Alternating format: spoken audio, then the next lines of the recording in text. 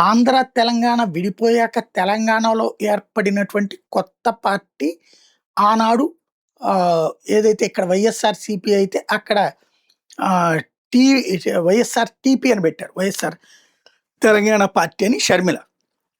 అయితే ఒక్క ఎన్నికల్లో గూడా పోటీ చేయకుండా ఆ పైన డ్రాప్ అయిపోయినటువంటి పరిస్థితి. చివరికి దాన్ని కాంగ్రెస్‌లో విలీనం జేసేసి ఆంధ్ర పీసీసీ చీఫ్‌తో సరిబెట్టుకున్నటువంటి పరిస్థితి. వందల కోట్ల రూపాయల డబ్బులైతే తగలేసుకుంది. అన్నతో కొట్లాడి మరి డబ్బులు తీసుకెళ్ళి తగలేసుకుంది.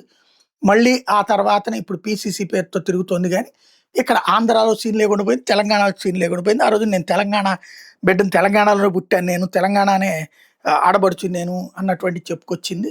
అంతా అయిపోయింది. తర్వాత మళ్ళీ ఇప్పుడు దాదాపుగా చాలా రోజుల తర్వాత ఇంకొక కొత్త పార్టీ పుట్టుకొచ్చింది టీఆర్ఎస్. కొత్తగా పుట్టుకురావడం ఏంటి? అది ఆల్రెడీ ఉన్నదే గదా! యెస్. కాపోతే ఆ ఉన్నది పోయింది గదా! తెలంగాణ రాష్ట్ర సమితి పోయింది. ఇప్పుడు తెలంగాణ రాష్ట్ర సేనొచ్చింది. ఇప్పుడు మరొక మహిళే అక్కడ పార్టీ పెట్టింది.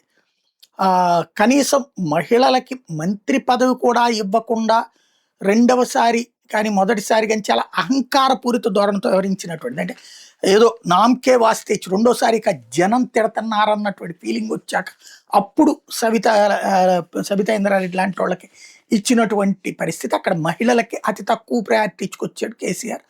అలాంటి కేసీఆర్ పెట్టినటువంటి పార్టీ పేరును పెట్టుకున్న కేసీఆర్ కుమార్తె ఇప్పుడు తెలంగాణ ఆకాంక్షల కోసం అంటూ పార్టీ పెట్టుకొచ్చింది. టీఆర్ఎస్ అనేటటువంటి బ్రాండ్, గుడ్‌విల్‌ని తను క్యాష్ చేసుకునే ప్రయత్నం చేసింది. అదొక సంచలనం.